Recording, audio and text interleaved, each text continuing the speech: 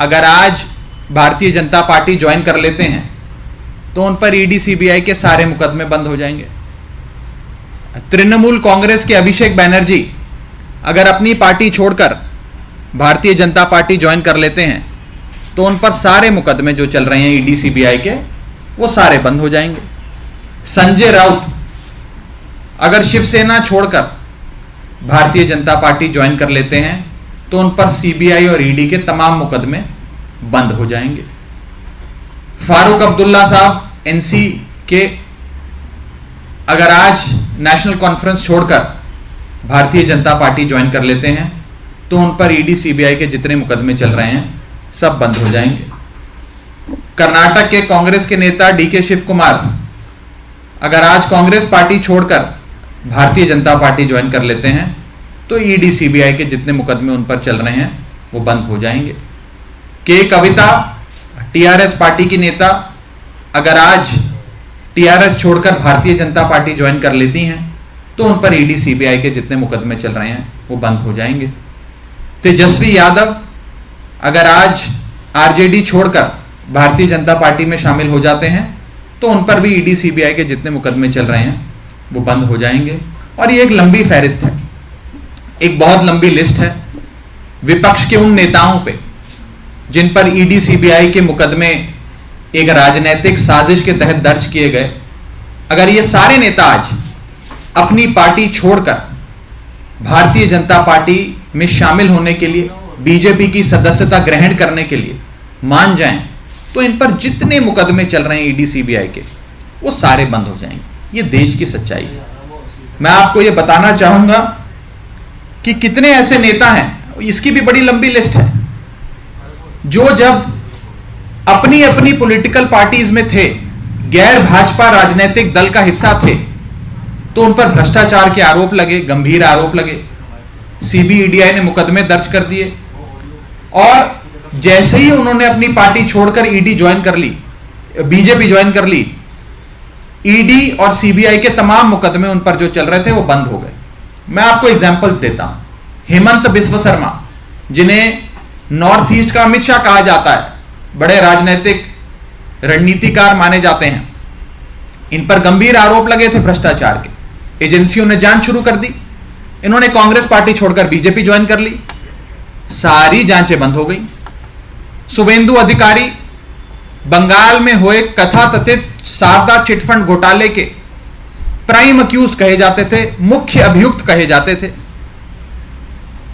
उन्होंने ममता बनर्जी की पार्टी छोड़ दी, तृणमूल कांग्रेस का दामन छोड़कर बीजेपी का दामन थाम लिया, सारी जांचें उनके खिलाफ बंद हो गई। Z+ सिक्योरिटी अलग से उन्हें रिटर्न गिफ्ट के तौर पे बीजेपी ने दे दी। नारायण राणे महाराष्ट्र के दिग्गज नेता हुआ करते थे, बड़े बड़े पदों पे रहे, बड़े मंत्री के तौर पे भी रहे, उन पर भ्रष्टाचार के कई मुकदमे दर्ज हुए। सीबीआई, ईडी, तमाम एजेंसियों ने जांच शुरू कर दी। उन्होंने अपनी पार्टी छोड़कर भारतीय जनता पार्टी ज्वाइन कर ली, उन पर तमाम मुकदमे जो चल रहे थे वो सारे बंद हो गए। और ये एक लंबी लिस्ट है, ये लिस्ट खत्म नहीं होती है। मुकुल रॉय बंगाल के नेता थे, ममता बनर्जी की पार्टी में थे, उन्होंने तृणमूल कांग्रेस छोड़कर भारतीय जनता पार्टी ज्वाइन कर ली, उन पर तमाम मुकदमे जो चल रहे थे वो बंद हो गए।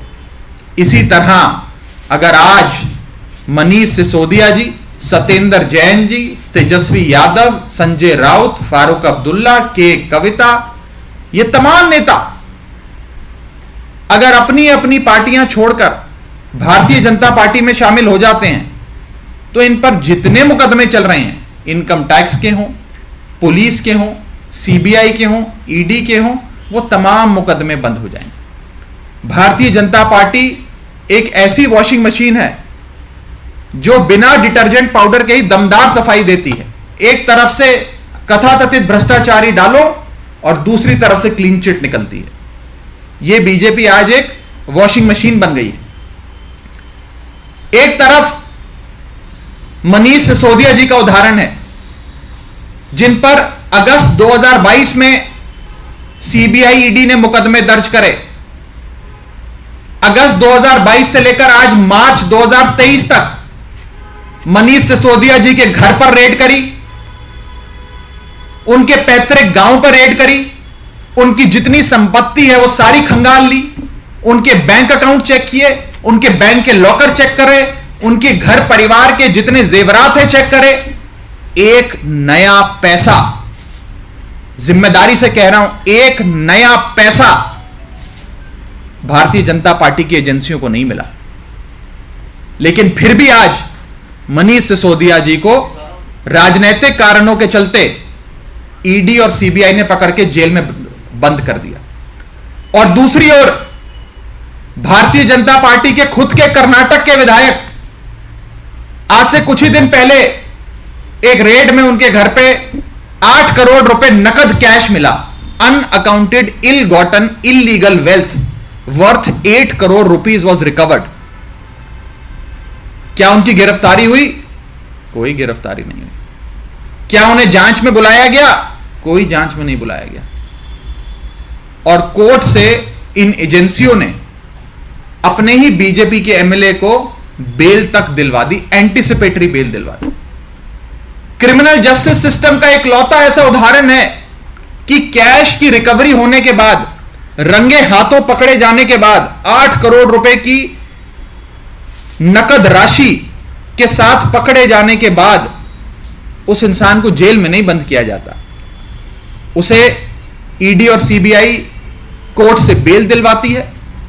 उसके बाद उसका खूब स्वागत होता है, हजारों लोगों की जन समर्थन रैली करवाकर, जुलूस निकालकर, रोड शो निकालकर उस शख्स का अभिनंदन किया जाता है। क्या फर्क है मनीष सिसोदिया और इस एमएलए में? मनीष सिसोदिया साहब के घर पे एक नया पैसा, एक फूटी कौड़ी नहीं मिली, लेकिन बीजेपी के इस विधायक के पास 8 करोड़ रुपए मिले। लेकिन आज मनीष सिसोदिया जेल में है, बीजेपी का यह विधायक कर्नाटक का जेल में नहीं है।